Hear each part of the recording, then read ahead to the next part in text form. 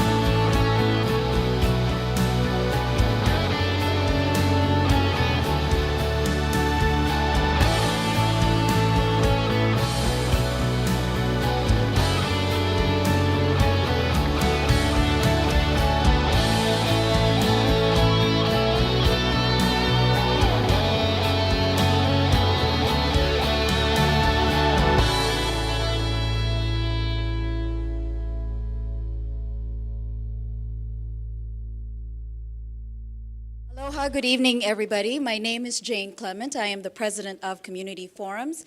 I want to welcome you to West Hawaii Forum, and thank you guys for joining us tonight. I know it's stormy weather out there, and thank you for making the effort to be here tonight to be part of this very important discussion.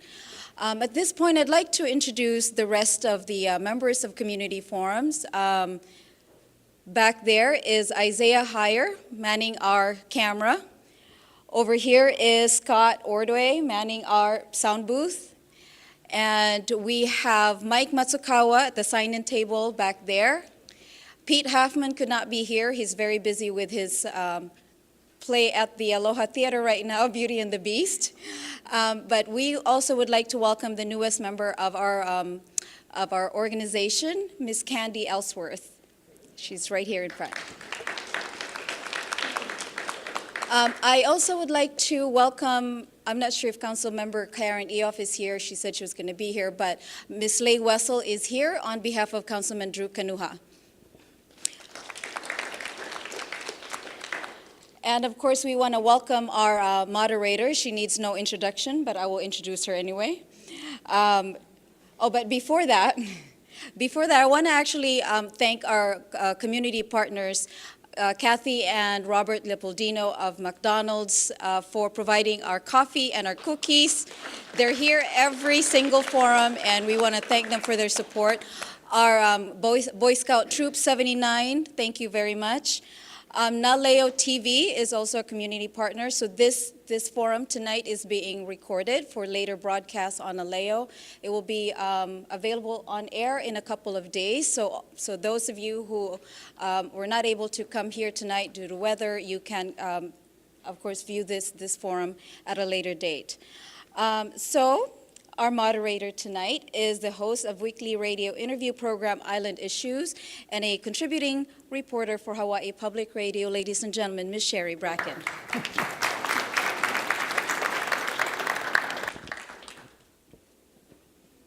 Thank you very much. Can you hear me okay? I got this microphone on, but my right ear is completely plugged up from a sinus thing, so you tell me if you can't hear me.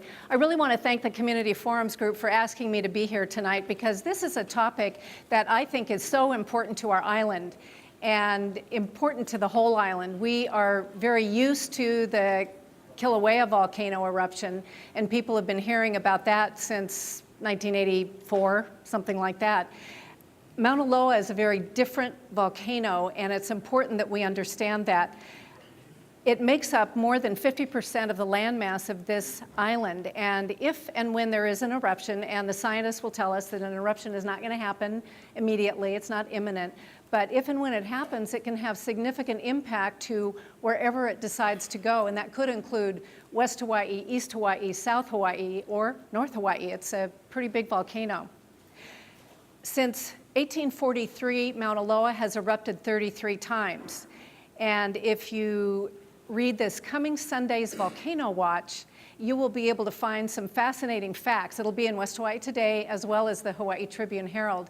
And it's really about Mauna Loa, and some of the interesting things that you will read from the upcoming Volcano Watch are that during the last eruption in 1984, Mauna Loa erupted in about 20 minutes, the same volume of lava that Kilauea erupts on average in one day.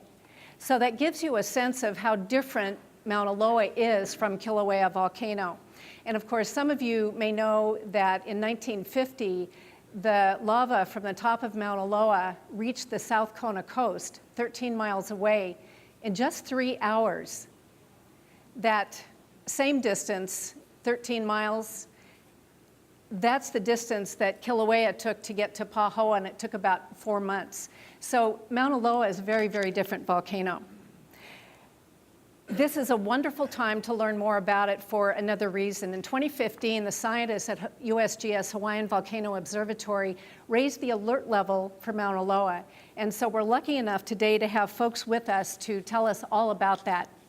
If you have questions, as I mentioned, please feel free to write them down. If you need cards, wave your hand wildly in the air, and Miss Jane Clement from the West Hawaii Forums group will be sure to bring you a card, and she'll pick up your cards. Now let me briefly introduce our panelists, and then we'll get into detail.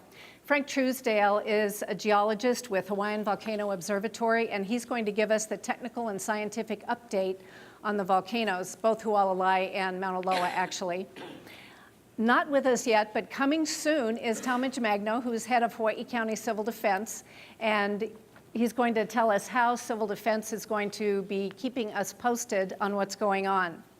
We're pleased to have Debbie Weeks. She's the Hawaii County Director for Red Cross Disaster Services. And if there is an eruption, people will need support, and that's the kind of thing that Debbie and Red Cross will be able to do. We also are lucky enough to have with us Jay Ignacio. He's the president of Hawaiian Electric Light Company. And that's important because electricity is really important to us. I mean, we can't really function these days without electricity. So there's one more person I'd like to introduce who's not on the panel, and that is a geologist from USGS Hawaiian Volcano Observatory and their public information officer, Janet Babb. Please stand up, Janet. Hello. Let's give Janet a warm welcome. And Janet, I wanted to ask you one question, and here's your official microphone so you can answer that one question, which is, they put out a fabulous video all about Kilauea, right? Right. And I'd like you to tell us just where it is, how people can see it, because I think it's informative. Yes, so tonight's talk is about Mauna Loa and Hualalai, but we can't forget to mention Kilauea. And we did, last fall, release a new video about Kilauea's summit eruption, the lava lake in Halema'oma'o, which reaches its 10th anniversary on March 19th. And so this video is available online. I have some little pieces of paper out on the table outside. It's available through the USGS YouTube channel. It's as easy as that. You can just search for it, and it's right there. It's 24 minutes long, so it's not a huge investment of time, but you'll learn a lot about the summit eruption. Thank you. Thanks, Sherry. Our first speaker, and really our keynote speaker, is Frank Truesdale. Frank is a research geologist with the U.S. Geological Survey's Hawaiian Volcano Observatory. He got his MS from University of Hawaii from the Volcanology Igneous Petrology Department at UH Manoa. And he heads the Eruptive History of Mauna Loa project, and he really is the subject matter expert on Mauna Loa with Hawaiian Volcano Observatory. And I've had the privilege of interviewing Frank a few times in connection with stories I did for Hawaii Public Radio or my Sunday morning interview show, and he's the man. Frank Truesdale, let's give him a warm welcome.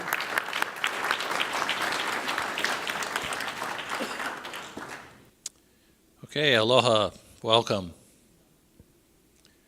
All right, so today I'm going to start speaking about Mauna Loa, and everybody's probably been reading in the paper, the hubbub, so this talk's kind of what's all the fuss about Mauna Loa, but I'm going to profess the beginning part of this talk is actually going to be about Hualalai, because I was told that we're coming to Kona, and invariably people are going to want to know about Hualalai, so we'll serve that up first, and then we'll get to the meat of it and spend more time about Mauna Loa and talk about what's all the fuss.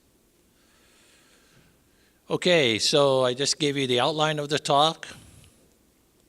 The island of Hawaii is comprised of 5 volcanoes, and I'm going to start pretty slow here. Up in the north is Kohala. Kohala last erupted about 60,000 years ago. Next oldest volcano is Mauna Kea. It last erupted about 4,000 years ago. Hualalai, Mauna Loa, and Kilauea are the 3 most active volcanoes on the island. So Hualalai is considered an active volcano. You guys know that Kilauea is currently erupting and Mauna Loa is showing some signs of reawakening. So when I talk about Hualalai, I'm going to talk about the last eruption that physically lava came out of the ground was in 1800, 1801. And for those of you who are familiar with this side of the island, the 1801 flow, the Kona Airport is partially built on that. That black lava is from that eruption. But Hualalai had a failed eruption in 1929. What's a failed eruption? If you use the analogy as volcanologists being doctors, we're going to go out and we're going to do like the blood pressure is going to be the deformation, the swelling of the volcano, and the earthquakes are going to be like the heartbeat of the volcano. And in 1929, the volcano came close to erupting. So what happened in that period of time? Well, there were over 6,000 earthquakes, an earthquake swarm where there were recorded over 6,000 earthquakes, and Jagger predicted, Jagger was the scientist in charge of the Hawaiian Volcano Observatory, predicted that there was going to be an eruption there. And what led him to this conclusion? Well, the area affected by the shaking during that period of time is represented by these 2 different colored circles. The one in the brighter color here was an area of intense shaking. So people could feel earthquakes daily and multiple shaking events during the course. Sometimes in the matter of an hour, you could feel earthquakes shaking the ground. And there was a broader sphere that went from Pu'uanahulu all the way down to Kealia, where the shaking was intense enough that occasionally dishes would rattle and people would feel that. In those days, there weren't any seismometers.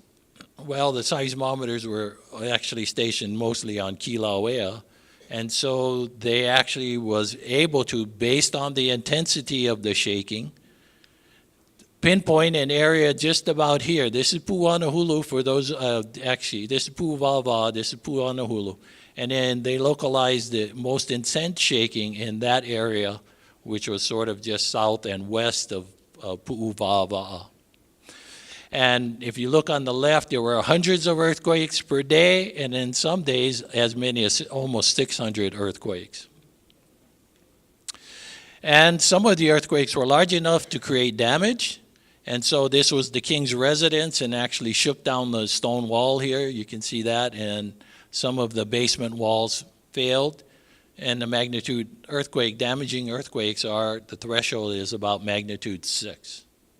And so along with the shaking, there actually occurred in one of the ranches, Hui Hui Ranch to be specific, ground cracking, gas coming out, and flames, but no red rock. So symptomatically, as a volcanologist, the intense shaking, the swelling of the volcano, the cracking of the ground, we would say, oh, it's going to erupt, right? But the red rock did not appear. And the shaking was so intense that people pretty much abandoned their homes in those areas and camped out. And this is a view looking back at Pu'uvava, and you can barely see it. Vog. Vog's not a new thing. Vog's old, right? So any eruption's going to produce gases and that associated air pollution, and so Vog is going to be anytime there's an eruption, whether it's from Mauna Loa or Kilauea or Hualalai, if it ultimately erupts. Okay, so what do we have in terms of monitoring on Hualalai volcano? We have seismometers shown by the squares. We have what we call deformation instruments that we go out and we measure them. And then we also have GPS stations. Now, the seismometers are full-time, 24/7 monitoring. The deformation, the GPS and the dry tilt are things that we do every other year. Why do we do it every other year? Because the last time we measured it didn't show any change. The seismometers aren't showing us any change. If there was seismicity, then we would do more frequently. If there was a more intense seismicity, then we might instrument full-time, 24/7, the rest of that. But so far, there isn't any reason for us to expend any more effort because the volcano seems quiet.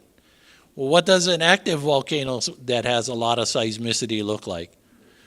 We're looking at now both the summit of Kilauea and the summit of Mauna Loa in this picture.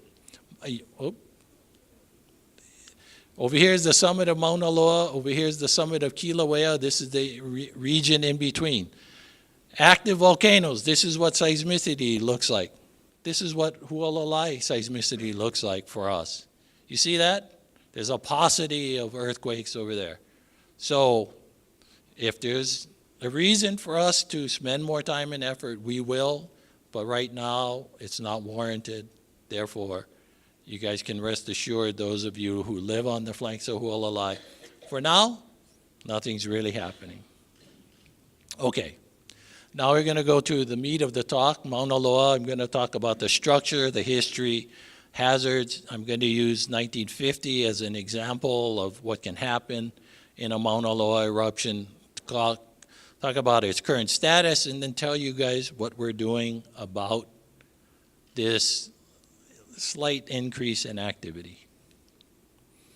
Okay, so Mauna Loa comprises 51% of the island, as Sherry has said. And Mauna Loa over here in the northeast, this is Hilo. Basically goes all the way down to South Point. For those familiar with the geography, that line over there is about Tashima's restaurant. And then it goes right up here to the Gold Coast, where all the hotels are, from Kiholo Bay to Puako. That's all Mauna Loa. And what's in that stretch? Nice fancy hotels, right? Okay, so that's built on the flank of Mauna Loa. The structure of Mauna Loa. The reason why this is important is because this is the thing that's going to show you where lava can potentially arise to the surface from the magma reservoir. So Mauna Loa has a northeast trending rift zone, heads this way in the direction of Kilauea, and actually the distal part of its rift zone is buried by younger lava flows from Kilauea. Mauna Loa has a summit caldera. You can barely see it right up here in blue. Just like Kilauea has a summit caldera, Mauna Loa has one, and that's characteristic of shield volcanoes. Down here is a southwest trending rift zone. And Mauna Loa's trump cards for volcanic hazards are these little splotches that you see, including these off the shore that we call radial vents. So if you look at the summit of Mauna Loa as like the hub to a bicycle wheel, and the radial vents are the spokes that radiate away from the hub. The hub is here, and the spokes radiate out to the north, northwest, and west. In 2002, we did a bathymetric survey all along the west coast of Hawaii Island. We discovered 11 radial vents in the submarine environment. In 1877, there was an eruption that had a summit phase first, and then a dike propagated, and people reported floating rocks that were too hot to carry, sulfur gases, discolored water, and stinky smell coming out from. So there was a submarine eruption in 1877. Okay, let's go quickly through the history. There have been 33 historical eruptions in the last about 170 years. Since 1843, the missionaries arrived, and Mauna Loa eruptions from that period to the present have been well documented. About half of the eruptions stay in the summit. And from the historical period, every single eruption starts with a summit phase. Half of them just stay in the summit. 25% of them propagate into the northeast rift zone, the Hilo direction. About 20% of them have propagated down in the southwest rift zone, the South Point direction. And there's been 6% of the eruptions, basically 3 of them, that have occurred as radial vents. The most prominent radial vent that everyone can recognize is the one that happened here at 11,000 feet and goes all the way down to the north side of Kiholo Bay. That black pahoehoe flow where everybody likes to go swim in the lagoon, that's a Mauna Loa flow from 11,000 feet up on the mountain. If we look at the long-term eruptive history, pushing back Mauna Loa's record to over 3,000 years ago, Mauna Loa erupts on average every 6 years. If we look at just the historical period, we're looking at 1 eruption every 5 years. So is Mauna Loa a dead volcano? For long-term averages, we still think, no, probably not. Okay. Now, what happened in 1950?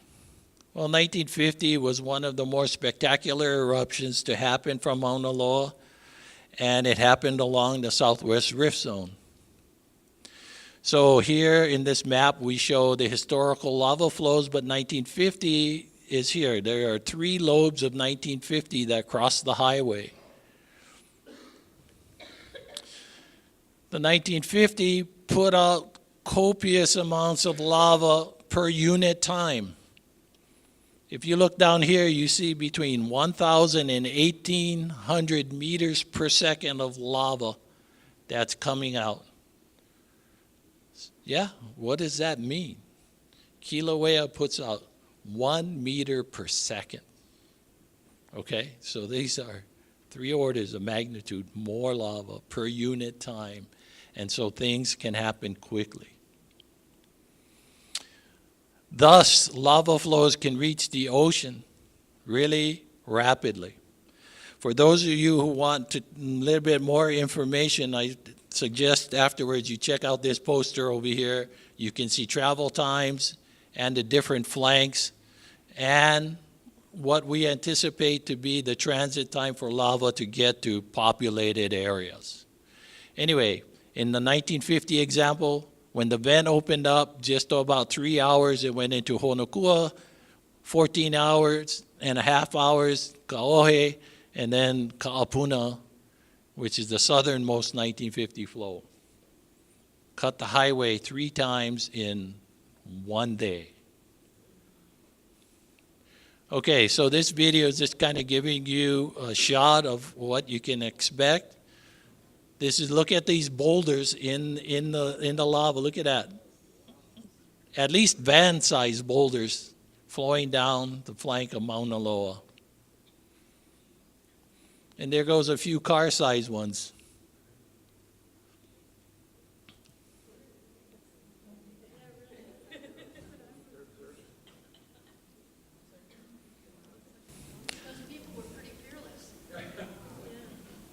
They must have been volcanologists. Anyway, so since my time is short, I'll just keep moving along. We're going to talk a little about hazards and risk. So eruption rates. This is that same poster over there.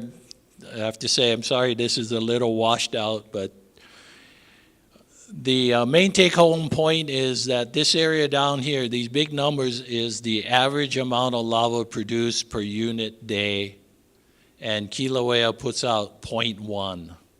So this is 12, right? So that's like 120 times more. And then it has very steep slopes. And then the transit time, if you look down here, the lava arrives down in populated area in a matter of hours. There's one exceptional one. It's 4 days for the Ho'opuloa flow. And that's because it broke right out at the ridge crest, and half of the lava went to the east and the other half went to the west. Up here in Hilo, there's topography that actually facilitates the basically lava flows to make second and third generation lava flows because the topography is flat. The lava flow front slows down. Magma keeps coming out at really high rates from above. And it sort of seems like the front is stalled, and so the lava piles up at the inflection in the slope, and then it jumps out, makes a secondary flow and a tertiary flow. And in 1984, there were 3 such lobes. If we were to add them together, they could have easily arrived at Hilo, but the topography caused them to basically divide and conquer. And there was a flow that reached Hilo in 1880, and that reached down there in about 280 days. So this area has weeks to months to respond, as opposed to, basically hours to a day or so for that coast. And I suggest you look at the poster for the other examples. Okay, so what are we doing? What is HVO doing? And part of the work that I do, besides trying to understand the long-term history, is to try to make products that are useful for emergency managers, but also there might be some utility for the public. So one of the things that we created is what we call lava inundation maps. So Mauna Loa, this footprint is shown here by pink. The red are the historical lava flows, and these are the communities around the island. And discrete segments of the flank of Mauna Loa will send lava flows into discrete areas. So if there's no eruption in your area, then you have no concern for lava flow hazards for that instance, okay? So what we did was we made a series of maps. These are online. People can go look at them. They should be in the public libraries because we made them available. So people can go there and check these out. And I'm going to use Hilo as an example. In 1984, these maps did not exist, okay? So if this segment of rift zone erupts, it will send lava flows into this colored zone. If this segment of rift zone erupts, it'll send lava into this inundation zone. So if the lava starts flowing in from here, it will go this way. If it heads north. If the dike then propagates down and lava comes to the surface here and this shuts off, then a whole different set of communities downslope have to think about the eruption. In 1984, this was the view from Hilo, and everybody was looking upslope and going, oh my God, my house is going to be wrecked. And you cannot tell which drainage or which lava flow zone, inundation zone it was in.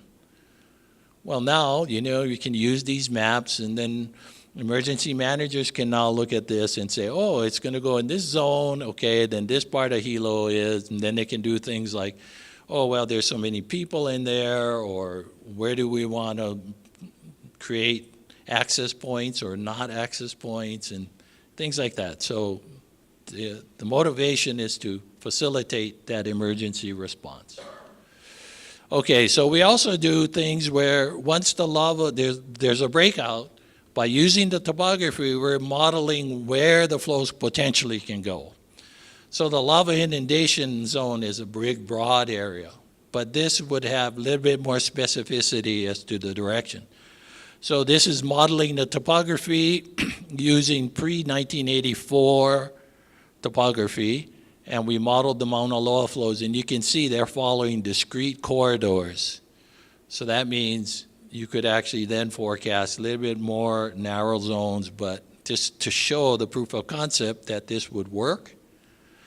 Now, there was an article in the paper where somebody said that lava flows from Mauna Loa could potentially get to Kailua Kona. Well, on this map, unfortunately, you can't see it very well, but down here are green lava flows, paths from Mauna Loa, and they go green goes up in this area, and yellow is over here that can only originate from Hualalai to affect Kailua Kona. They cannot, unless Mauna Loa's flows are going to somehow miraculously jump over Hualalai. Hualalai is acting as a lava divergent structure and changing the course of Mauna Loa flows, so Kailua Kona is not in harm's way from a flow from Mauna Loa. Okay? All right, what's Mauna Loa's current status? These are the monitors that we have specifically on Mauna Loa listed on the right, but what you're looking at is over 200 different instruments for Hawaii Island. Okay, so we have GPS, seismic, tilt, strain meters, gas, webcams. All of these are helping us to, one, monitor the volcanoes and keep track of the activity of what's going on. Okay, Volcanology 101. How do we monitor volcanoes? We have a volcano that's quiet. We have our GPS, we have our tilt meters. Now we start to have influx of magma into the volcano. All right, so the magma starts to come in and the volcano actually starts to swell. Believe it or not, it does swell because of the influx of magma. And we use our GPS instruments to show that there's a vertical ground movement, but also horizontal. So imagine 2 points on a balloon. You blow the balloon up, not the points move farther apart. Okay, so with GPS we can measure, and we can measure very precisely down to millimeters, okay? And then ultimately when more and more magma comes and you fill that magma reservoir, now you're stressing the reservoir and you're generating earthquakes. And that's what this is here supposed to represent, cracking. And we use that then finally to start looking at when is the next eruption going to be. Okay, so we need seismicity in order for us to forecast an eruption. And then sometimes you have a flank eruption and the dike propagates, as I said, like the Mauna Loa in 1984 example. We can actually, if it propagates into the rift zone, the earthquakes will show us that it's moving in the horizontal extent, but also coming shallow if it's actually coming to break out at the surface. So we can track that. All right, so deformation. Deformation is the fancy word for the volcano swelling, okay? So this use that as it's swelling. In the days before GPS, we used to use a laser ranging device. So we are looking at the distance between these 2 points in this graph. If the measurements go up in this direction, that shows that these 2 points are moving further apart, meaning magma's filling in the subterranean environment. These lines right here represent the eruptions. So we only really have 2 examples in which we had modern instruments to monitor Mauna Loa. That's 1975 and 1984. So we only have 2 data points, but we know a lot about prior, for example, from seismicity, but ground deformation is really relatively new. Okay, so that technology was brought in 1974 to Hawaii, and you can see the volcano swelled up, and then there was an eruption. And then after that, the volcano swelled up, and then we had an eruption in 1984. And then the volcano swelled up until about the mid-1990s, and then the volcano went quiet. But during that period of time, GPS came, and that's what these dots were right here. And then this is what we call campaign. We go out and we measure them incrementally. And early on, we measured them incrementally because GPS receivers were really expensive. You know, brand new technology, you get it, really costly initially. And then the satellites that you take for granted, you walk outside with your phone and you get one signal and you say, oh yeah, take me to Costco, and that thing helps you. Well, in the early days, the constellation wasn't there. The constellation will only have 5 satellites and they'd be clustered together. And so we go into an almanac and we say, oh, tomorrow and midday they're going to have the sensors. Oh, we run out there, we set everything up, and we wait, and then the satellites come, and then they disappear behind the Earth, right? Because they're going round and round. And so that's incremental. And finally, 24/7, just like everybody else. And we can see then in 2002 to 2004, the thing took back off again. Mauna Loa started swelling again. Okay, and then it went quiet for a little bit. And then in 2013, we started seeing, actually in 2014, we started seeing that the mountain started to show some signs of inflating. And now we're looking at these arrows, and each of the different arrows is a GPS station. And the arrow shows the direction that the station has moved, right? So this station moved basically northwest, and then there's the units down here.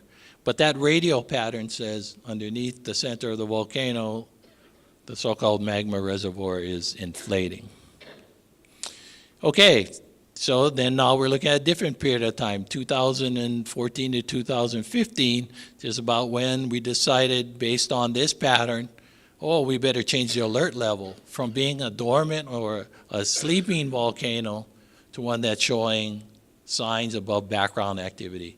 So we have this radial pattern, and this ellipse here is the best approximation we have for what is actually being filled with magma. It's an approximation, okay? And if you look at it from side view, from the Ka'u side, you can see the thing is tall and an ellipse, and is actually pushing the ground up and pushing the ground out. Okay, and that happened for a while, and then now we're looking at the last 6 months of Mauna Loa, and we see here that the arrows, the magnitudes of the arrows aren't as great as they were. So it looks like Mauna Loa is still above background, but the rates of activity are decreasing. Okay, and that's kind of what the inflection in these are here. We're showing high rates and then lower rates, but you can still see each of the rates are going up, which says that Mauna Loa is not sleeping yet. Okay, then in 2006, 2007, what we noticed was that the area of inflation moved from the summit to the upper part of the Southwest Rift Zone. And then people will think, oh, does it mean then the Southwest Rift Zone is more likely to erupt? And the answer is no.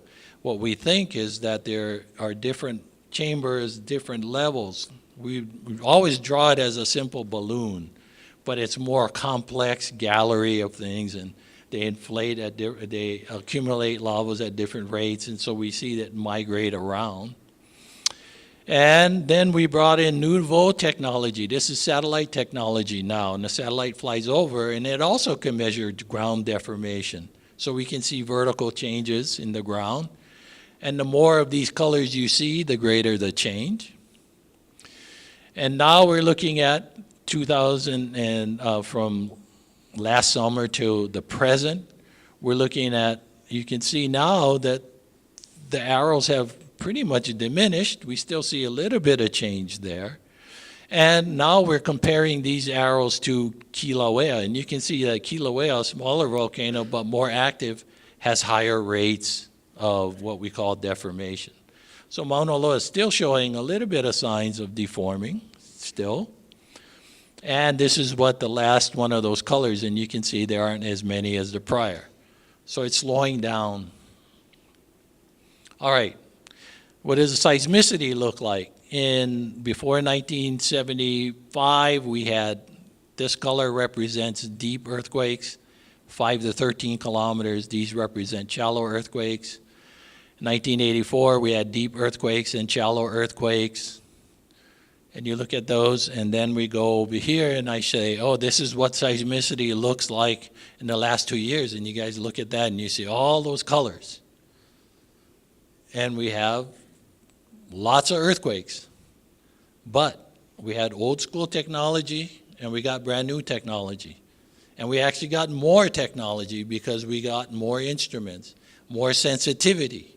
And so if we really want to compare what's happening now with the old school technology, we actually should filter the data, because the old school was only accurate to about 1.6 or 1.7 magnitude.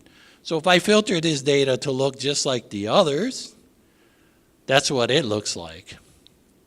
Okay, so that's what it is. So we have better instruments now. In other words, we can get earthquakes of tinier amounts, and because we have more stations, we can get better regional coverage, and so we can actually measure minutia for right now. All right. Here's the comparison now of the pre-eruptive stage for 75. Here's the pre-eruptive stage for 84, and this is what we're looking at for the last 2 years. Just today, I filed this report about what's Mauna Loa's current activity. We had 11 earthquakes under the volcano per week. At the highest point when we changed the level was about 40 earthquakes per week. And background levels for Mauna Loa are down there at around 1 to 3 earthquakes per week.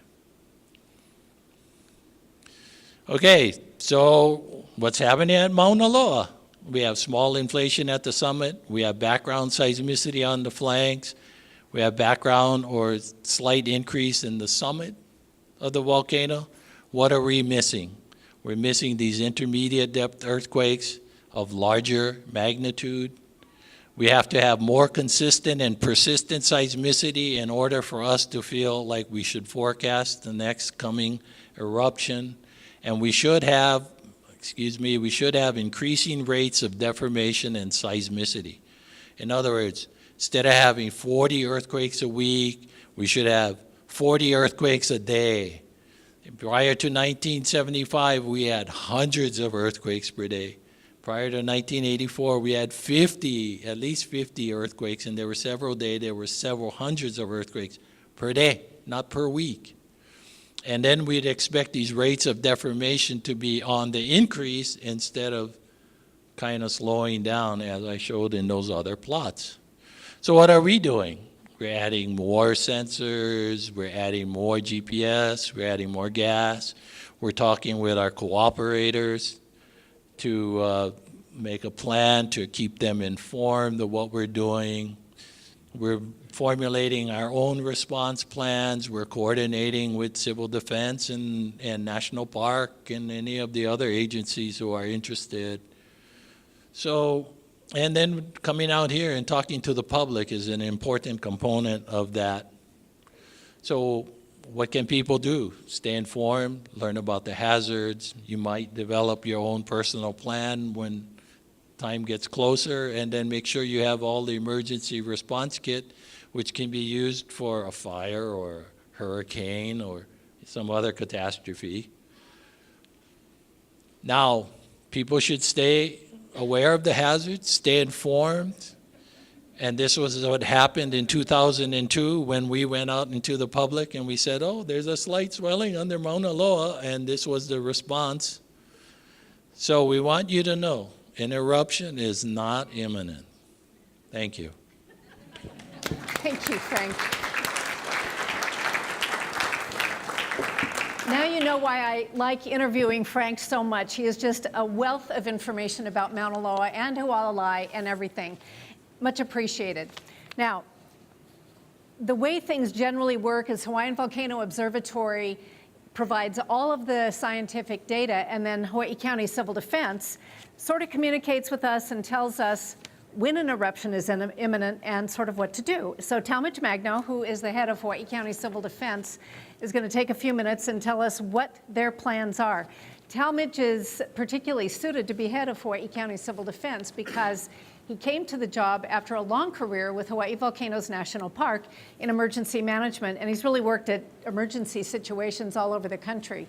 So he knows the park, he knows Mauna Loa, and he does report directly to Hawaii County Mayor Harry Kim, who is the titular head of Hawaii County Emergency Management. Talmadge Magno. Some of the big items we work with as far as communication, education to the public, and coordination of the other government agencies, public, and our private partners. So our mission basically is to prepare, be able to respond, to plan be able to respond and recover from any disaster. Like tonight we're specifically talking about volcanoes, but our mantra has been preparation for anything. So, whether it's hurricanes, lava flows, tsunamis, anything that we can face on this island, we want you guys to be prepared. We've had quite a bit of public outreach. This island's got compared to Oahu, we've got the highest number of CERT members, over 600 community emergency response teams on this island,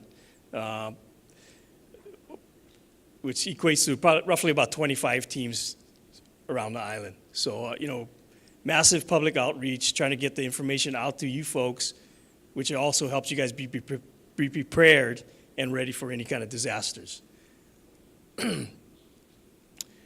Like I said, emergency communication, that's a key thing. We always work on that. Everybody, January 13th, you experienced a major faux pas in emergency communication. I'll be truthful with you guys, the system is not 100% yet, but the system that you guys experienced that day is actually the national system that obviously showed flaws in it. So the state whose program it is, along with FEMA, they're working pretty vigorously trying to get that up. We rely on it as well. So, but we'll go over the different communication options that we have.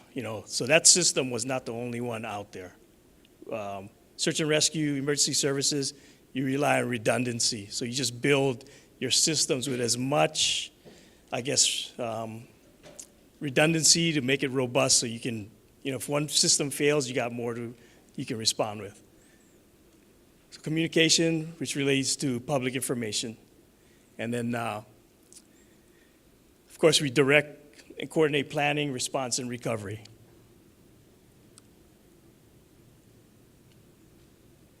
So basically a list of everything we deal with on this island. I know we kind of, have that claim to fame that we've got it all on this island. We've got the only active lava flow in the state, and, the dengue was a new one as well. We had to work with the Department of Health to get that together. And so we deal with a lot. Okay, so we call it mass notification. So IPAWS was that system that failed on January 13th. Integrated Public Awareness Alert Warning System. That incorporates what you see there, EAS, Emergency Alert System, and what's called the wireless alert system. So it covers both what you receive on your cell phones. It breaks into the radio stations and the TV stations. It puts out messages, the crawlers across those systems. So that's the national system run by, taken care of by FEMA, that the state kind of manages for all the counties, but the counties have access to that as well. Blackboard is Hawaii County's contract system. I urge you guys all to make sure it's a voluntary system. You go onto our website and you sign up for it. It'll give you all alerts. Right now we're under a flood advisory. If we were to put out an alert, it'll go on Blackboard or radio stations if we need to. Like I said, it's voluntary. You go on the Civil Defense website and you sign up. There's also another product that the police department has. It's called Nixle. I'd urge you guys to sign up for that one as well. You can sign up through our website also. With those two, it'll cover anything that's happened on this island. Some people kind of get annoyed with it. Sometimes it does get a bit much. There's traffic accidents, fire, whatever. But it's good to be in the know. If you get, just turn it off or turn it down or just erase the message. But that's part of being prepared, getting the information. So I urge you guys to get on those programs. Also with our Blackboard, once we put that message out, it'll put a Facebook, Twitter message as well. We update our websites.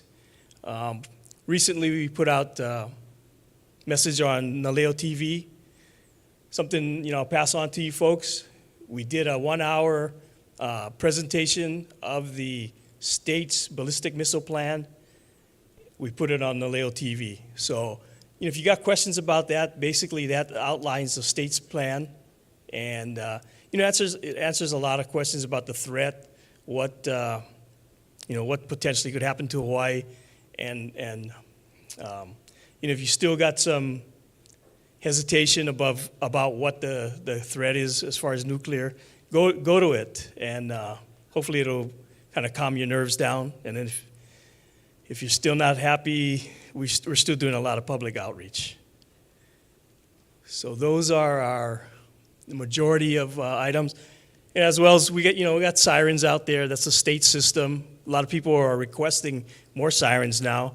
The sirens initially in the state were reserved for coastal areas, addressing mainly the tsunami threat, but now with other threats apparent, people want them all over the place. So we're trying to get them out. Right now, the island's got 84. I think the plan is to go up to about 112. We work with everybody, federal, state, the county departments, as well as all the private agencies. HELCOs are one of the big players that we work with. When we open up our EOC, when we're activated, that thing is full with all our partners and all the different agencies. Here you see Frank at one of our briefings. And here's a picture of some of the CERT volunteers doing some training operation. All right, so I'll be here for questions later. Hope you got some good ones. Thanks. Thank you. So, should we have a Mauna Loa eruption? Obviously, Talmadge Magno and Civil Defense will be communicating with people, and people will begin to realize they need help. One of the agencies that provides that help is the Red Cross. And we are very lucky today to have Debbie Weeks with us. She's the Hawaii County Director for Red Cross Disaster Services, managing over 200 volunteers who assist here on the island. And we've asked Debbie, and she works with all these different agencies here on the island and actually around the state. So what we've asked her to do is tell us, if we have a Mauna Loa eruption, now that Frank has, where'd Frank go? Now that Frank has, you were over there, you moved. Now that Frank has assured us that an eruption of Hualalai is not something we should worry about, what will happen in the case of a Mauna Loa eruption? What are the kinds of things that Red Cross might do to make this whole process a better experience, given it will be a scary experience? Yes, actually, what we're doing is right here, right now, is something we're doing is asking people to be prepared. Because what you can do, like Talmadge said, is make sure you're informed and make sure that you're prepared and that you know what you can do to keep yourself safe as possible. And then if the worst happens, where you may be affected by this disaster, what other agencies, our agency and others can do to help you. So our mission is to relieve human suffering in a time of emergencies. We do that with volunteers and donations, and we work very closely with other nonprofits and county, local agencies, state agencies. What I'd like to ask you guys is, are you aware of what disasters that may strike here in Hawaii? We got them all except for maybe winter storms, right? Except for if you can stay off of Mauna Kea. We've got the lava flows, we've got eruptions, we've got earthquakes, we've got tsunamis, we've got hurricanes, we've got floods, we've got fires, and home fires are also something that we deal with specifically to assist people. All what I'm going to talk to you about will help you prepare for all those things, but we're going to try to focus on the Mauna Loa thing. So how many of you, I can't even read that, have a family disaster plan and have practiced it? Raise your hands. We got a few hands. Awesome. Okay, well, hopefully by the end of my few minutes here, I'll convince you to do this. How many have an emergency preparedness kit? Well, okay, there's a few more. That's awesome.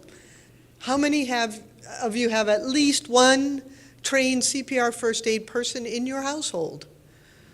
Awesome, awesome. That's great. And there's a few of you, I see a Red Cross volunteer, and I'm sure a few others of you help your neighbors in your community to prepare. So the first thing, Talmadge mentioned this, be informed. And that's before the event, you're doing that right now. You're here, you're listening to us. There's a Red Cross app. There's the web pages that Talmadge mentioned, and even FEMA has a lot of information on the web. Now, if you're saying, "Ugh, web," get friends and family or your kids to look at it with you, because they need to know too, so they can help you. The make a plan. Now, this is, I didn't see too many hands for this, so let's pay attention. A make a plan is very important, especially when you're going to need to evacuate. Let's see. Last thing. I was a former university professor, and I can't ever use these. So, so when you make a plan, you have to develop it for yourself. And in the case of Mauna Loa, as we heard, it's not, if you live in Kona, you're probably not going to have to evacuate.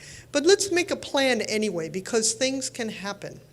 Hualaila could go. There's other things like tsunamis that could cause you to need to leave your home. Have an evacuation plan. Even if you have a home fire, know how to get out of your house most effectively. Post it and practice it. A lot of people do not practice. Draw it out on paper. And in an evacuation plan from your home, actually drive it. Drive and have an alternate route just in case. This is really important. Everybody in your household should be aware of your evacuation plan, and you should include your pets, and especially think about anyone with mobility issues. Now, if you do have to leave, you think, I'm not going to have to leave. But if you do, you want to make sure everybody can get out and get out in a timely fashion, because usually when you have to leave your home and you don't want to, you're probably not going to have a lot of time. So if you practice it in advance and are prepared, it will be very helpful. Next slide. This is more for preparing your home, which for lava flow, there's not much you can do. And it's either going to get burned up or not. So it's more for storms. So I'm going to skip that. And get a kit. Many of you put your hand up that you have a kit. There's a distinction I'd like to make. There's a go kit. So when you're going to have to evacuate quickly. So there's a hurricane coming, and you're not really sure if there's going to be an effect at your house, or lava flow's coming, you're not really sure if there's going to be an effect at your house. You have a go kit. That'll give you 3 days of supplies. So you can be comfortable somewhere else. Go means you're going to take that and leave. So if a warning comes, you might want to have your go kit in your trunk of your car or in backpack, so it's easy to grab and go. Now, the stay kit is when you're going to shelter in place, which is for a lot of other emergencies. If your home isn't destroyed, but because of a storm or other effects, you can't really rely on there being materials for you to live with, like water and food. You're going to have 2 weeks supply. And here we're remote. If we get knocked out by something, we need to take care of ourselves for a couple of weeks. So please, please, please take that seriously. What goes in your kit? Water is the number one thing. Potable water, water that you can drink. It keeps really well, but it actually keeps better in glass or hard plastic containers. Or you can do what I do, and I just have lots of cases of water, and I drink them and then replace them. And I just always make sure that I have a couple weeks supply, and kind of first in, first out sort of inventory control. You can do that with your food as well. Now it says up here tap water is fine. It is fine. You might have a gallon of bleach just to treat it, just in case, because water doesn't go bad, but it can get contaminated. It can get contaminated with bacteria. It can get contaminated with stuff from the air. So you want to keep it clean and have a way to sanitize it if it does get contaminated. Check your expiration dates on food. You want a manual can opener, even though most cans nowadays have that pull tab, well, just in case. If you have a baby, if you have elderly people, you want to have those specific supplies. And it includes your pets. You want to have food for your pets, food and water for pets. Well, except for the goldfish, I guess they have their water. You need clothes. Now, like Go Kit, you know, if you have to go to an emergency evacuation shelter, it's going to be a place on the floor, because it's usually to get you through that immediate emergency, whether it be a lava flow or a hurricane. There's no food there. There's a bathroom, and there's a place on the floor. So you bring your blankets, your clothes, towels, sanitation, and you also, in your kit, you might want to have things that you can't replace. So if your home gets destroyed and you leave, you might want to have a few things like photos and important documents. So really think about at least having copies of those readily available, so if you have to grab it and go, it's there. Okay? So medical needs, some of us have to take medication. It's really good to bring a first aid kit with you. You never know if you're kind of roughing it, what might happen. Think about hearing aids, your medical insurance. And then also anything for your pet. Collar, usually we recommend if you're going to have to go to a shelter with your pet, you want to have a crate for that pet. It's a lot easier to manage. Light and communication, try to have a flashlight. We're thinking electricity might go out. All the power lines, get burned up by the lava flow, so we don't have some communication and we don't have lights, perhaps. So you want to make sure that the flashlights you have, it's better to have like the solar ones or the ones that you can crank, but if you use batteries, just make sure you have spare batteries and you keep rotating them, just like the water in your food stock, so that they're fresh and they'll work when you need them. Avoid candles and matches, because that's the most likely thing that's going to burn things up. And then get a NOAA weather radio. They're usually crank kind, so that you don't need any kind of electricity. You don't need to plug them into the wall. You don't need a battery. And those will have the weather and the emergency stations on them. So it's really good to have. They're fairly inexpensive. Or even just a regular transistor radio if you don't want to get a NOAA radio. One of the last things I'd like to mention is, if the electricity or the power system goes down for a while, your ATMs won't work. So have money. It's better to have small bills and stuff, so you're not going over and it's like, I want to buy some water and I have a $100 bill, and it's like nobody has change. So so for currency, try to have some money in your kit, cash, but it doesn't have to be a lot, but it should be smaller bills. And then this is where you think about passports, birth certificates, marriage licenses, a map with your evacuation route, and contact list. These are all important things for you to have with you when you have to go. So in your go kit, make sure that you have some of your important documents. Because think about it, if you said, okay, I left my home because we weren't sure, but the lava might be coming down, maybe you don't live right in Kona, you live further south, and all that stuff burns up. And it was like, oh, I got to figure out, how do I contact my insurance? How do I prove I live there? How do I get another job? How do I drive my car without my license? You want to make sure you take care of that. And so just for the go kit, for the evacuation, we do work with Parks and Rec to open evacuation shelters for hurricanes. We would do that for lava. Again, there's not much there. Now, in the long-term effect, if your home was destroyed or you couldn't live in it again, if the community has that problem, a large enough of the community, we open what's called post-disaster shelters. That's where we set up the cots.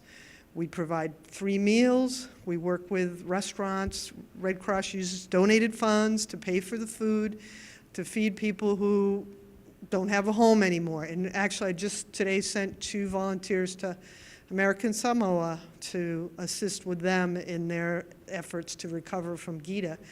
And we had, you'll be proud, over 16 volunteers from the Big Island alone went to Harvey, Maria, and Irma, and the California wildfires over these last few months. So we get back valuable, trained people who have actually dealt with a real emergency. I really encourage you to be prepared, to take care of yourself, and if you have some time, become a Red Cross volunteer. Thank you so much.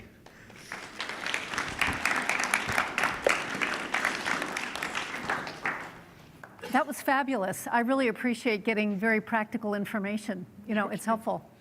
And I did real fast, so sorry about that. No, that was good. And yeah, it's good to know that Red Cross is with us. And I'm sure that Jay Ignacio, president of HELCO, had a little bit of a heart attack when she said there might be no electricity, because that's clearly not what they want to communicate. Jay Ignacio is probably the only president of an electric utility in the country that has actually had experience with a lava flow. And although, right? Is there any other utility in the United States that has had experience with a lava flow? There were other presidents that experienced lava flows. But HELCO's the only one, right? Or, yeah, HELCO's the only one, yeah? I think Talmadge might Maybe Alaska? know this. Iceland, I think, when we talked to Yeah, but that's not Mayor the Kim United and- States. And Oh, there's where other. else did he?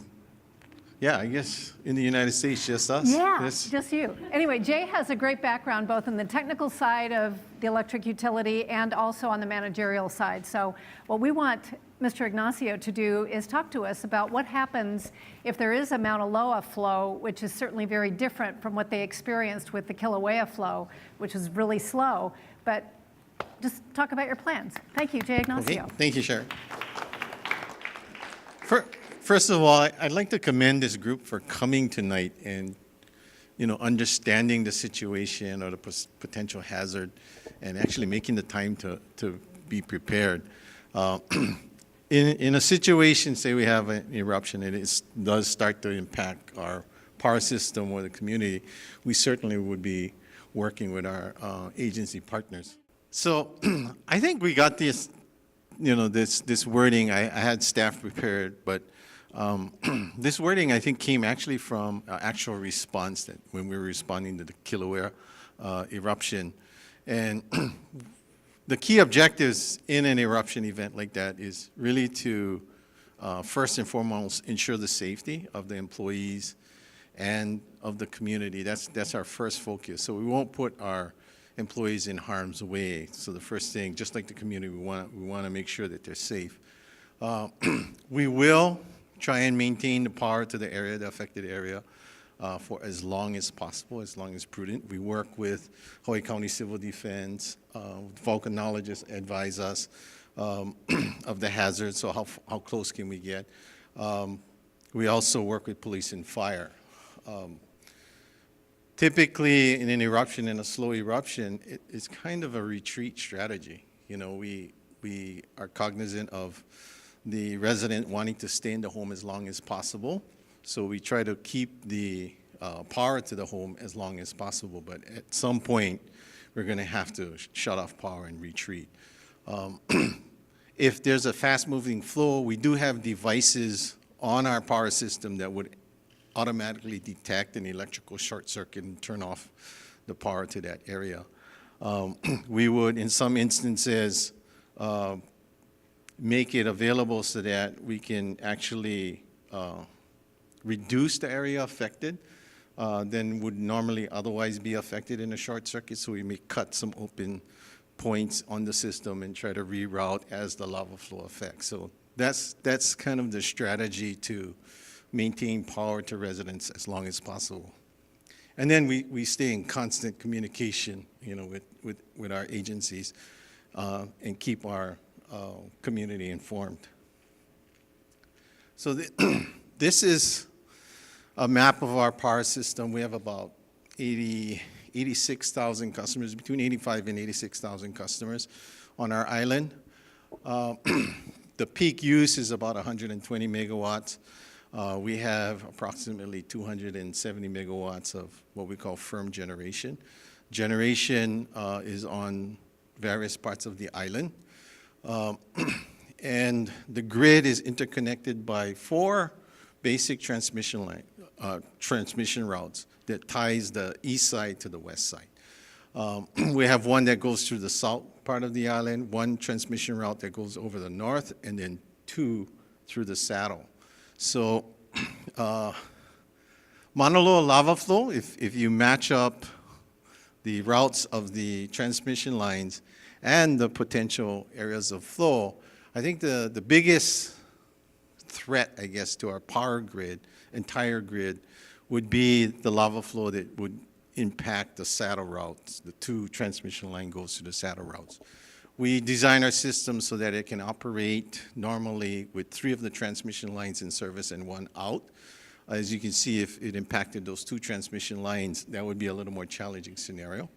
We still could do it though, because we have generation on the west side, and we don't normally would operate that way, but we would try to run the generation on the west side more to serve the west side load and reduce the burden on the transmission line. A real bad scenario would be affecting the 2 transmission lines, going all the way to Hilo, affecting all of those customers. But like I said, the primary objective would be to keep people safe. Right? We'll keep people safe, we'll keep our employees safe as long as possible, and we'll do things to keep the power system running for as long as possible. So we can have contingencies to reroute power, and we'll keep it as long as possible. There may be a situation where we may not have enough power because damage to power plants or transmission lines, and then we would have to work with our agencies to manage that power situation. But we have a good staff, we have very good engineers, and they work hard to figure these things out.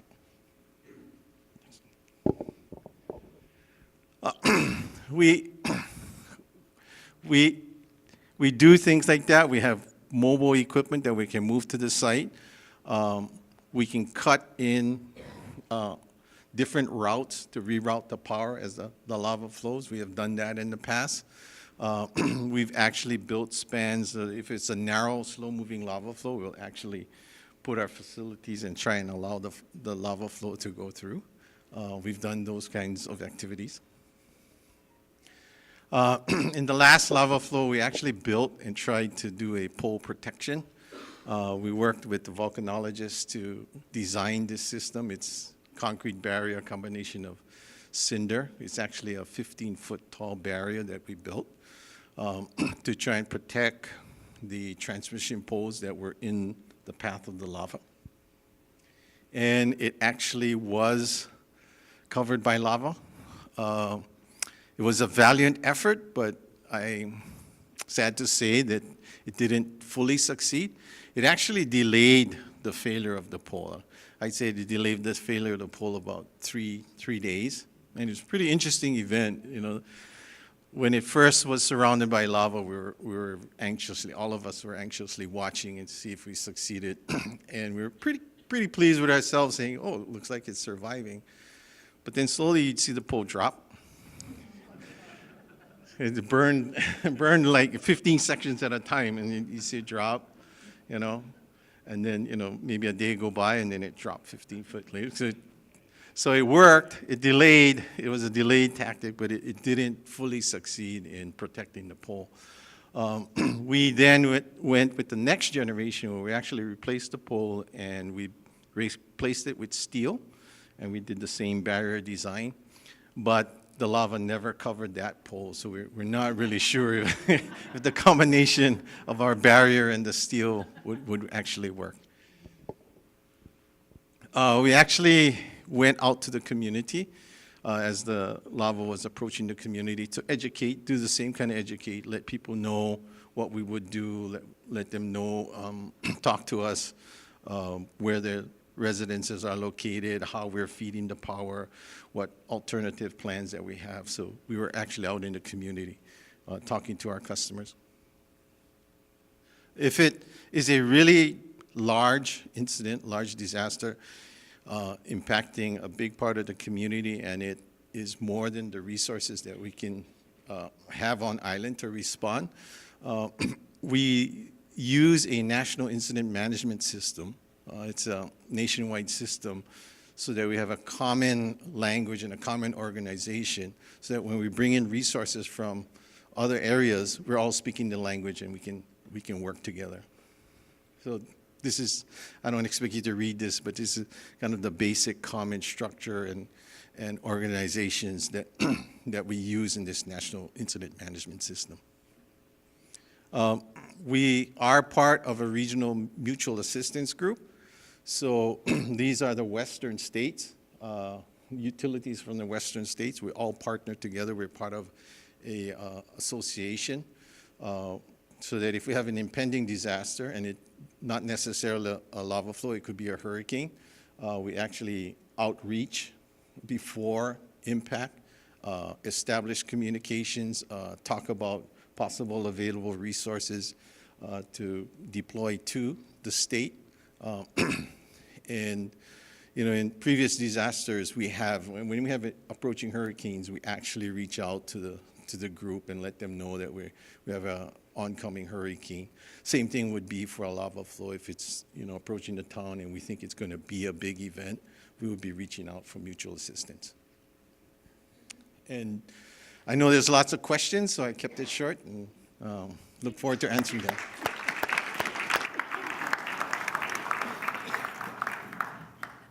You can just give it to me. Thanks. We do have questions. If you have more questions, write them down. We'll ask the panelists.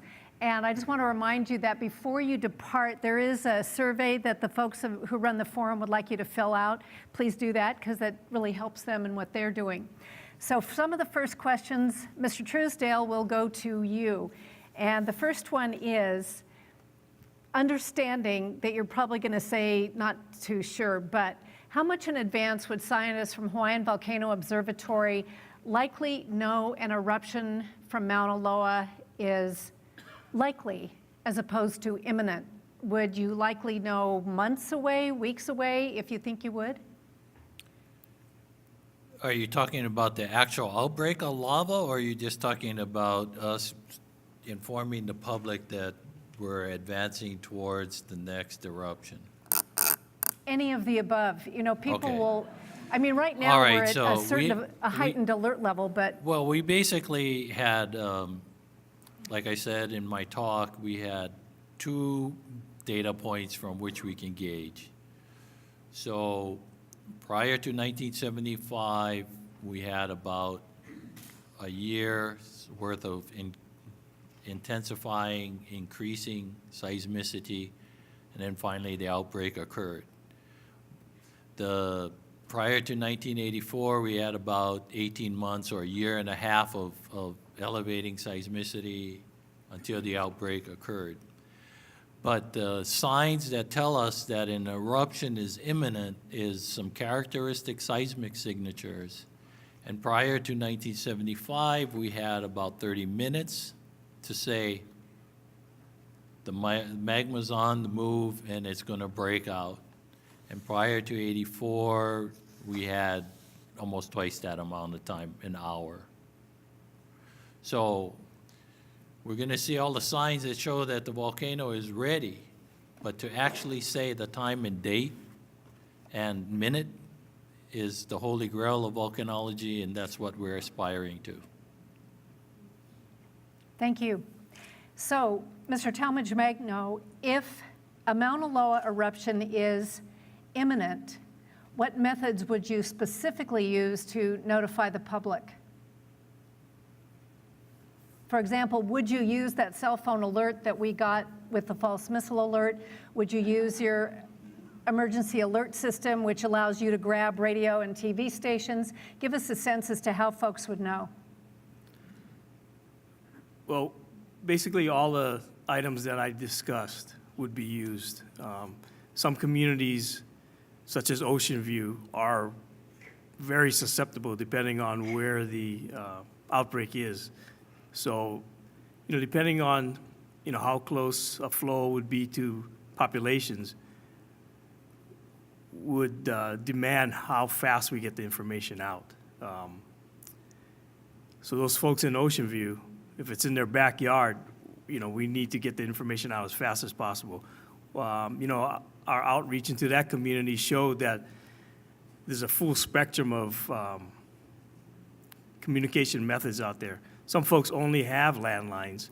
It's demographics as far as, people never grew up with computers and smartphones, so that's all they have is landlines.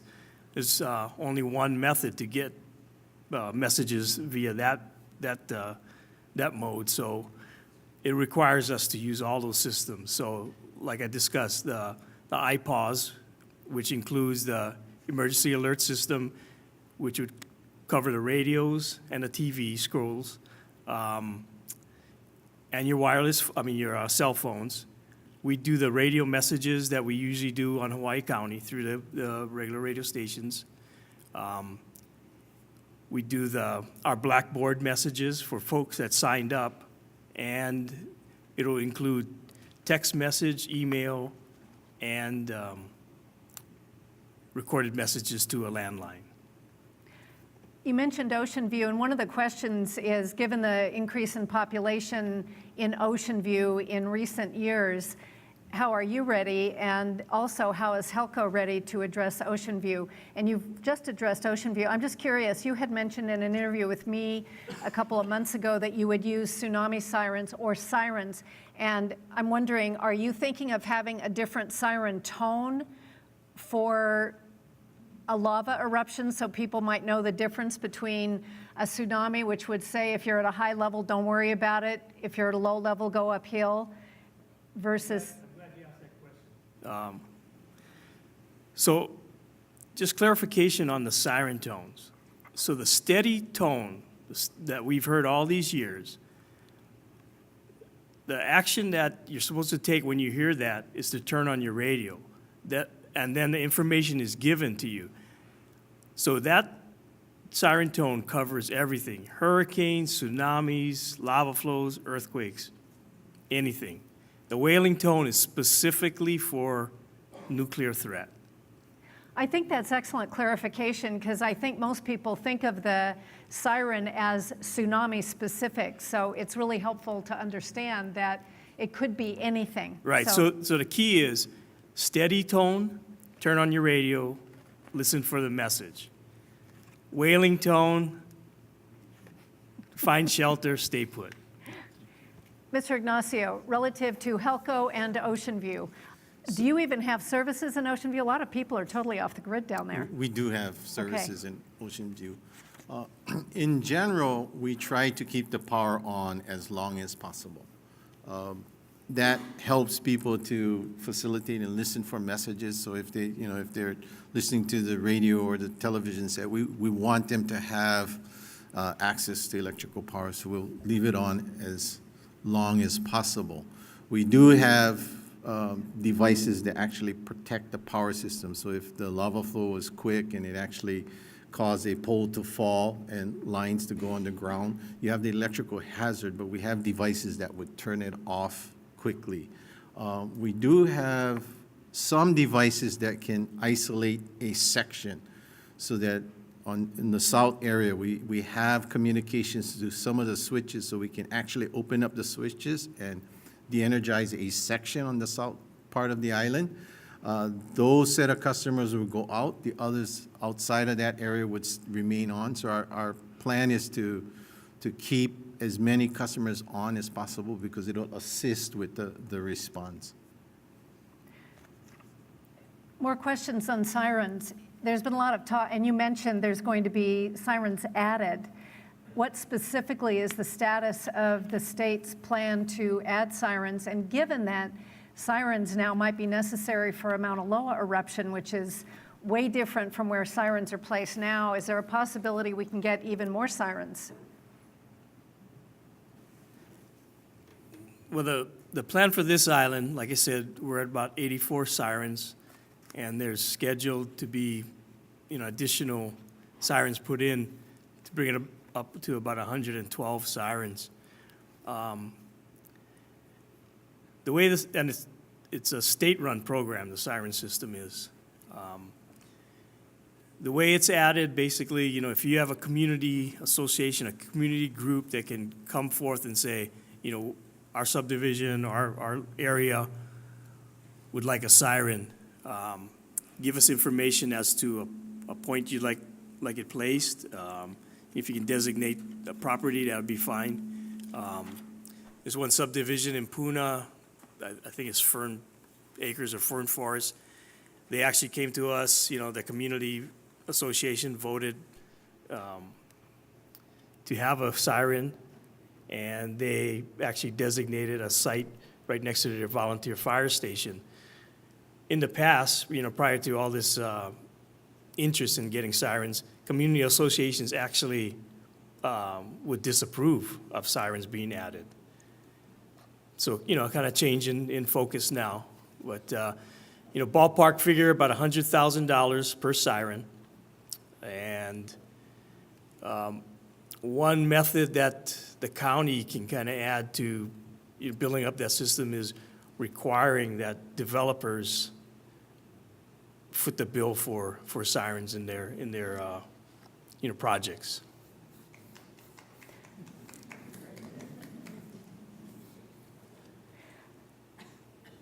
How targeted, the question has to do with how targeted is the alert system? And you mentioned, for example, some people may only have landlines.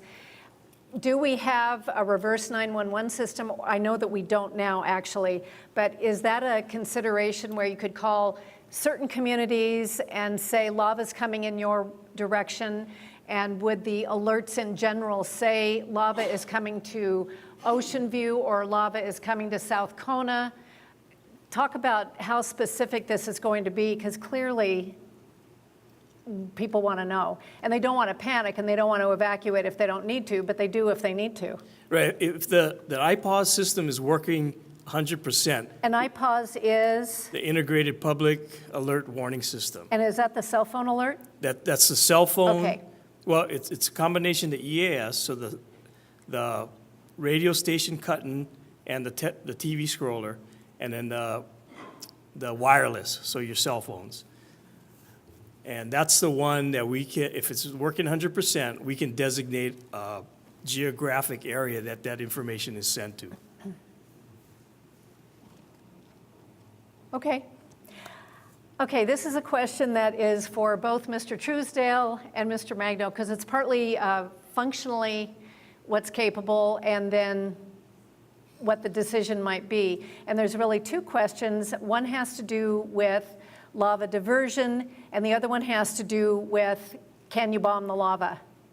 And so first, I think maybe Frank, you could talk about lava diversion. Building a barrier of some kind?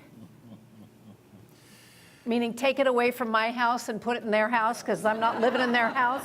Well, I think you just right there highlighted one of the big potential problems. First of all, any kind of lava diversion is a political consideration. And so if you want to talk about whether or not lava diversion is technically feasible, then there have been countries that have actually used lava diversion effectively. Italy comes to mind, Iceland comes to mind.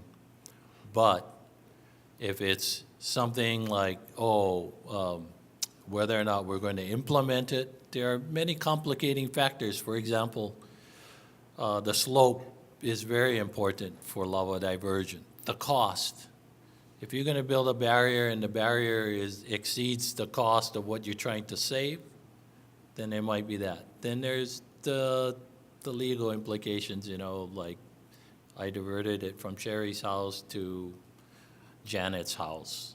And then there's some considerations there, but that's not really our purview. So I'll pass this off to Mr. Magno. Let me just mention something. In Iceland, when they diverted the lava, did they not do it by pumping about 1 billion gallons of ice-cold freezing water onto the lava, which, Whether or not the water is ice cold is not really that important. It's Okay. just the fact that it makes a crust on the lava. And so, I can pour this water and it's just almost as effective as ice cold water. So the deal is, yeah, they did use water. People have used barriers. And basically the barriers only are used to deflect the lava away from what you're trying to save. And bombing would be a way to, if you know there's only finite amount of lava and you have lots of space and you can divert the lava flow away from a village, let's say into a forest where nobody's living, it might be feasible, but there are many considerations that you need to look at before you implement such a plan. was there not one instance on this island where bombing was used, but it wasn't clear whether it actually made a difference? There's actually two instances in which bombing was used, 1935 and 1942. And actually having been out to where the bomb actually exploded on the ground, if I took most of the public here and said there is a bomb crater here and you looked at the lava flow, you probably wouldn't recognize it. So, nowadays there's better technology and they can precisely place them and they got more TNT, but like I said, that's all beyond my expertise. So now, Talmadge Magno, that you've had a chance to reflect on how you want to answer these questions, diversion, it sounds like bombing is not really practical, but diversion, bombing, talk to that, please. Well, the decision was made for the Pahoa flow that no diversion would be done by the county. We'd have to look at the same situation in any flow. There's also consideration of maybe the infrastructure that's threatened, a regional, a hospital, something critical, you might consider a diversion, but there's no firm decision as to, what we do. The thing is, what you commented on, it gets into the issue of how important is it to save my house and wipe out Janet's house. I mean, Janet, you can come live with me if that's what happens, okay? But it really is a tricky situation because lava is going to flow. And I know I was listening to all the press conferences during the Pahoa lava flow just a few years ago. And it's a really tricky thing when you make a decision to save something and just essentially jeopardize other things. So it sounds like a simple question, but I know it's not. We have another technical question for Mr. Truesdale, which is talk about the danger of volcanic ash from a Mauna Loa eruption, please. Why do you laugh every time I ask you a question? The deal is that when you say volcanic ash, people have this picture of like Mount St. Helens or Pinatubo and giant cloud goes everywhere. And there are some ash units on this island that are reflective of probably large events. For example, in 1790, the ash column that rose up out of Kilauea was actually visible from the beach in Kauai High. So that's how high the eruption column went. But those are relatively rare events that happen. Now, I recently been working and studying ash deposits around the summit of Mauna Loa, and those are relatively small, very localized eruptions. So if you're not camping or hiking in the area, the potential for you to be impacted by these eruptions, at least the ballistics that came out, rocks that fly out of the volcano, is very local. There probably was a fine-grained component that blew in the wind and potentially could impact, for example, jet aircraft if they were flying through this plume. But we don't know what happened to the fines because we can't really find them on the ground to map out their total extent. Now, the Kilauea example I said could throw material high in the air, and if you look at the downwind areas like Pahala and even Volcano Village, there are many centimeters, if not meters, of ash, and especially the closer you are to the summit, the thicker the deposits. So imagine you get ash on your house, and then you get rain like we had today, and now you just increase the weight of that, and potentially, you know, most of our houses, you can imagine you live in snow area where there's a lot of loading. You have many more timbers, or you have really steep roofs. Around here, we're not, you know, we deal with rain. We're not thinking about ash, and so structurally, the houses aren't prepared for that. So the short answer is some of the ashes that we see around the island, we're really not sure where the origin is, whether it's Kilauea or Mauna Loa, and that's a geologic puzzle that still needs some work. Would ash from a Mauna Loa eruption be likely to disrupt air travel as big volcanoes have in other countries recently? You know, the ash, the component that's really troubling to jets and jet engines are the things that will waft away in the clouds. And sometimes you can barely see them, but they can get in there and they can either act like sandpaper, or if they're fine, glassy volcanic particles, they can glaze the inside of the engines and cause compression loss and things like that. So would a Mauna Loa eruption, well, if the winds are blowing towards the Kona airport and you have tourist flights going in and out, potentially they can drive through this plume. But then with the modern technology we have and weather radar, you can actually track the plumes and see the directions. And then they could say, oh, you know, these flights are going to Kona, you guys got to go to Hilo, or you got to turn around. Or Mr. Ignacio, the question is, would you recommend batteries for homes as preparedness? And I'm not clear how that would work if their power is coming from HELCO as opposed to having their own photovoltaic. But that is the question. Would you recommend batteries for homes as a way to be prepared for such a thing? I think that's an individual decision. It's like UPS, uninterruptible power supply on your computer. Battery system would be like a UPS for the entire house. You would have to evaluate that decision. I think that, you know, the technology would work. You would have to put in a system that would disconnect from the grid and stay independent, and then when the grid is restored, you can come back onto the grid. But that's an option that people can evaluate. Is that something that HELCO would work with homeowners on, or is that something they'd be totally on their own for? And if so, who would they talk to? Typically, I mean, as a utility, we have not installed those battery systems. You can, you know, work with vendors that supply that. These battery systems work in conjunction with the utility, so you need to work with us and actually get approval from us in order to interconnect the batteries and run parallel with our system. Mr. Truesdale, relationship between Mauna Loa and Kilauea. If Kilauea is going, does that mean Mauna Loa will not, and vice versa? What's their relationship, please?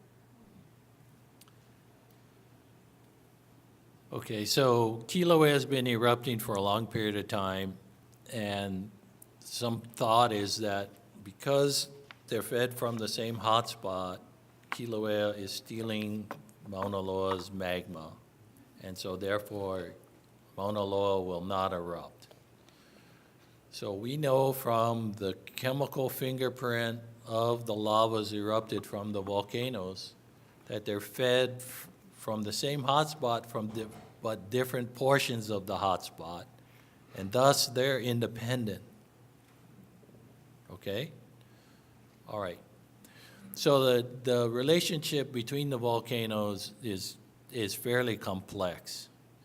So one thought would be Mauna Loa is a dead and dying volcano, and it's further away from the hotspot than Kilauea is, and therefore Kilauea is, you know, Mauna Loa is basically an old dying volcano. And as I showed you, based on the long-term eruptive history of the volcano for the last 3,000 years or so, the eruption frequency is one eruption every 6 years. For the time in which missionaries were here, about 170 years of well-documented eruptions, the long-term frequency is one eruption every 5 years. Therefore, in that regard, I do not consider Mauna Loa an old and dead, dying volcano. But if we look at that long period of time, 3,000 years or so, when Kilauea has been very active, Mauna Loa has been less active. Now I have to qualify that. When Kilauea's rift zones have been active, Mauna Loa's eruptive activity has been low. So in the late 1800s up into the early 1900s, for almost 100 years, Kilauea had a lava lake. That's not the rift zone. And Mauna Loa was going crazy with eruptions.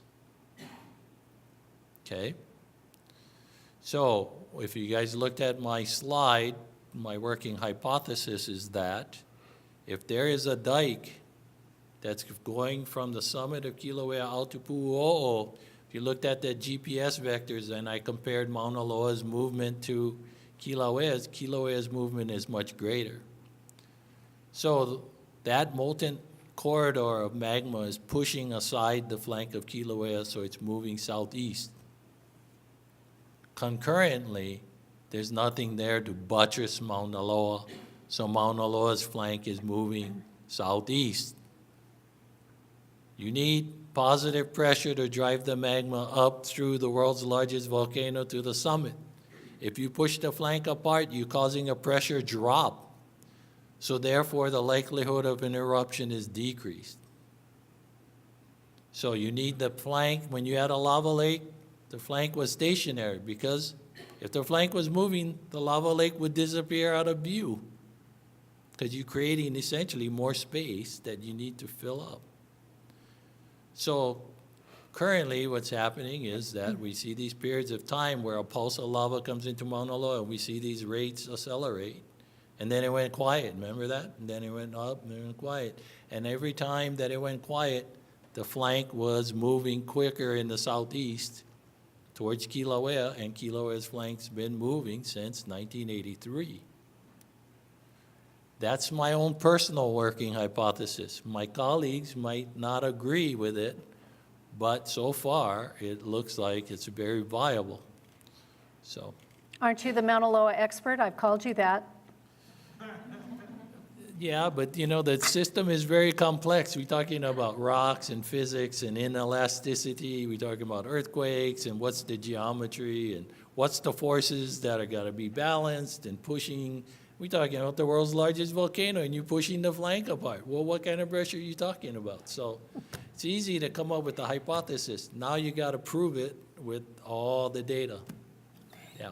Is a shelf slide of Mauna Loa a likely possibility after a big earthquake, something that would cause a tsunami? Could you repeat the question again? Is a shelf slide of Mauna Loa, meaning, well, a shelf slide. You mean like a landslide? I think that's what they're talking about. You know, like when it slips. I mean, isn't that what caused the Kiholo earthquake that we had in 2006, was a slippage off of the coast? No, the Kiholo earthquake was something totally different. The Kiholo earthquake was due to buckling of the Pacific plate due to the weight of Hawaii Island.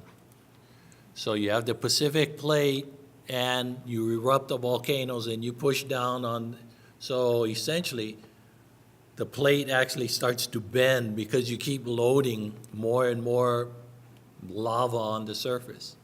And occasionally, because it's bending, the plate is rigid, you had a break offshore Kiholo, and that breakage is due to that lithospheric bending of the plate.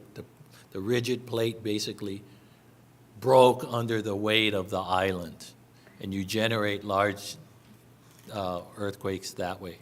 Okay, so back to the landslides. A shelf slip on Mauna Loa, so can it back cause to a the tsunami? landslides. we have two different categories of landslides around Hawaii Island. If you look at Kilauea's flank over there, and those of you who've been in the park, you drive down to the coastline where the lava's entering. As you drive down the coastline, there are like these step topography. You drive down a steep place, then you go flat, then you drive down another steep place. So these are incremental movements of the flank of the volcano because it's unsupported. So you get horizontal and vertical deformation, but only on the scale of meters. If you go out here to Kealakekua Bay and you look down and you look at Captain Cook, it's really steep. The whole flank of the volcano detached and piled up on the bottom of the ocean as a catastrophic event. So that's different. One is whoosh and the whole coastline disappears, and the other is incremental shaking and subsidence and in stair-step kind of fashion. So is a large earthquake likely to generate? Depends on where the flank is, what the motion is, how large the magnitude. Do people need to sign up for the IPAWS alert system if they are not in the 808 area code, or even if they are in the 808 area code? Actually, the way that system works, you don't sign up for it.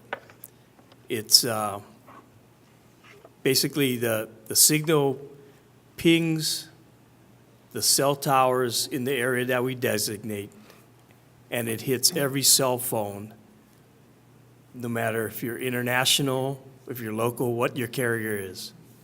I realize that this is a question that Hawaii Emergency Management statewide may have to answer, but as you know, on January 13th, some people got that alert. Some people, for example, I got the alert. My husband, who has the same carrier, and in fact, we're on the same program, he did not get the alert, and some carriers seem to get it. Does the state know yet why that happened, why some folks got the alert and some did not? Because clearly in this situation, we all are going to need to get the alert if it's a serious thing.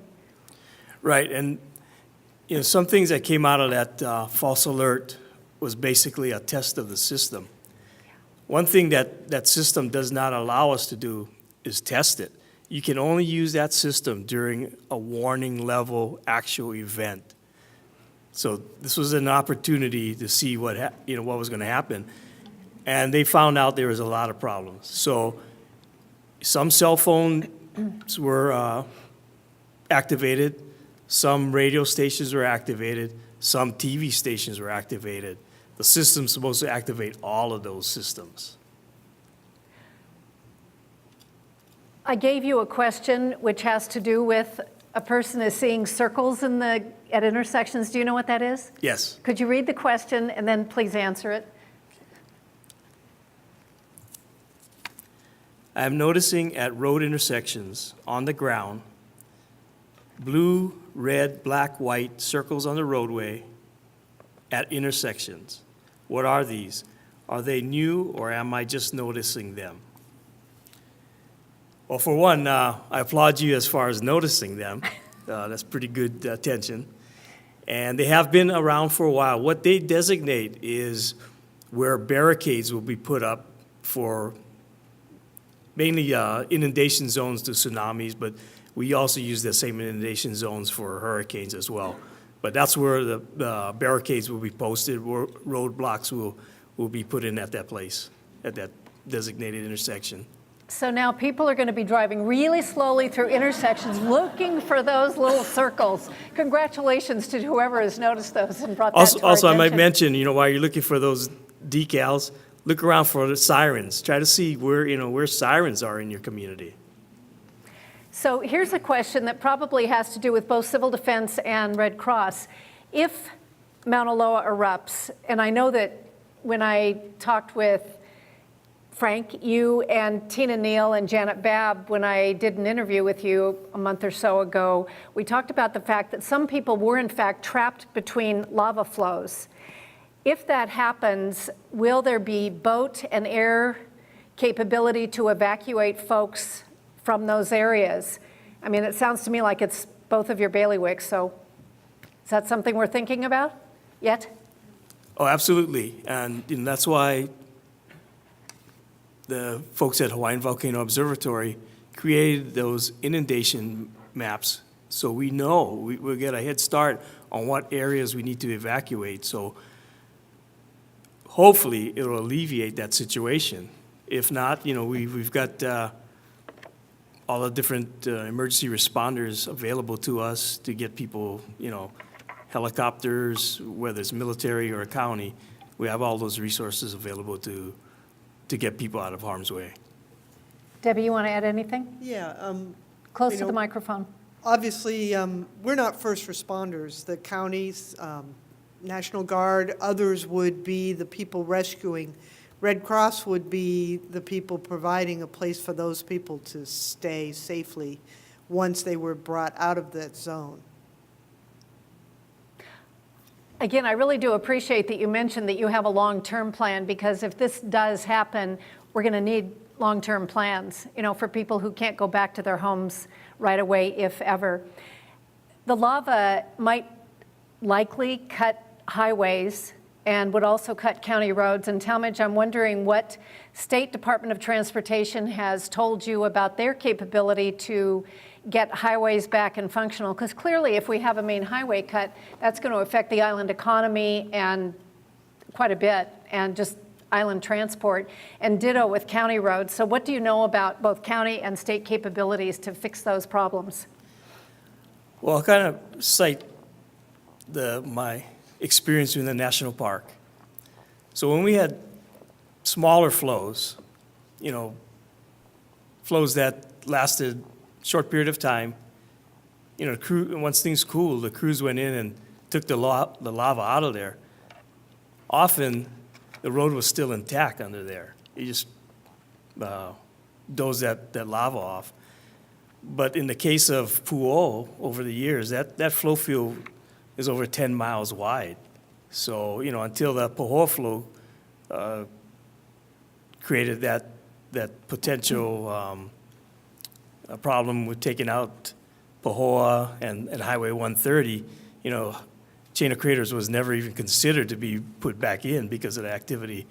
So we'd have to wait for activity to stop before any consideration of putting roads back in. But, it kind of depends on what the size of the flow is and how long the activity is. But, this island was basically developed over lava flows. So we have the capabilities, the county and state and the private contractors have the capabilities to put roads back in, but it's a lot of other factors that are going to determine when and where they'd go back in. Would funding be an issue? Would that be an issue that would stop us from getting roads restored? We've got emergency funds, we've got access to federal funds. It kind of depends on what level we're at. So, we'd have to look at each incident as it happens. Is a lava flow like this something that would warrant calling in FEMA and asking for federal assistance, or would this likely be a state kind of thing? Yeah, again, it's depends on what level of impacts we get here. But FEMA's been alerted as to what the status of Mauna Loa is, and they've got it on their horizon. Cool. Yeah. Again, we're the only state that has this kind of excitement. One more question for Mr. Truesdale, which is,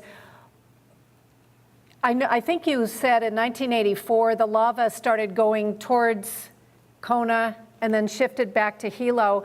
Just real briefly, tell us how you would figure out what is happening on a real-time basis, because clearly that's what civil defense would need to know in order to decide how to respond. How do you monitor that kind of thing once it starts?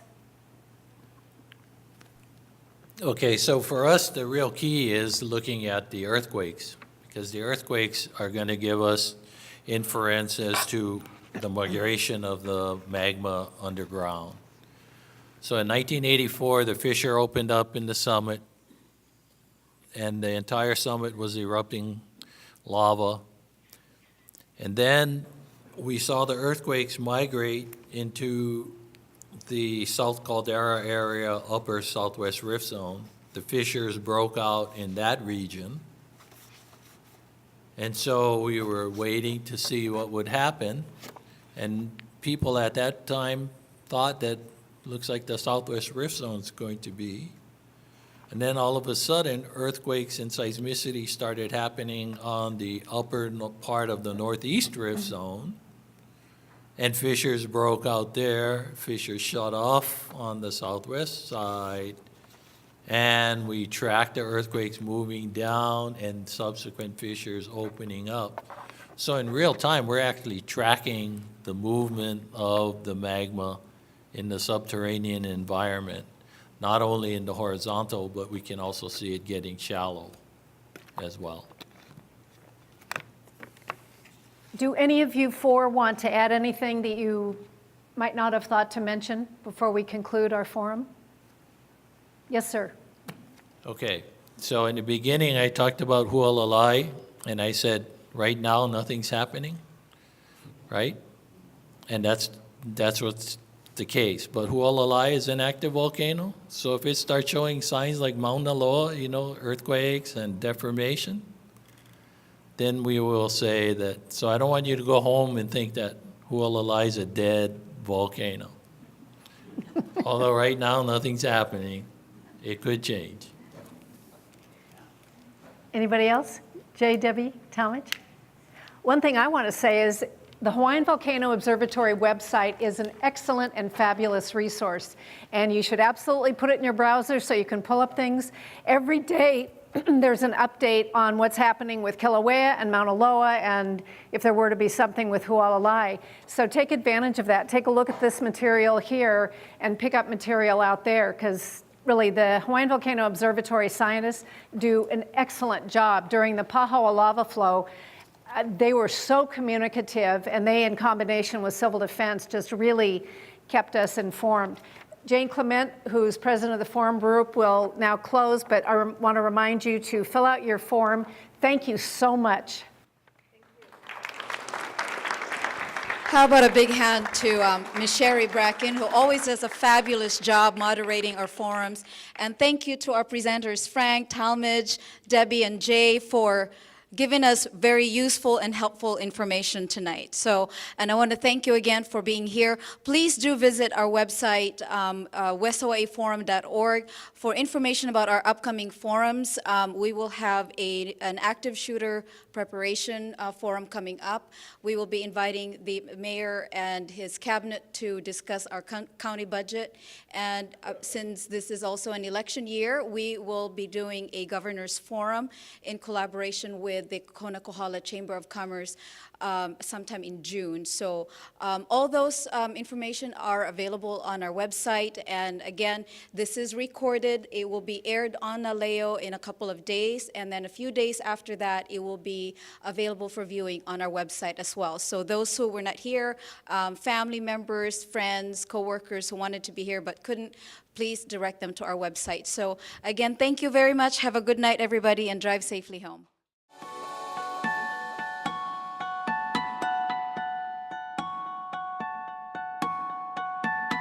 This is the representation of the kind of quality of speakers that we have here at West Hawaii Forum. And we put these monthly forums on to provide as much civic involvement and education on issues that are important to you, the community. We are one island. We are one community.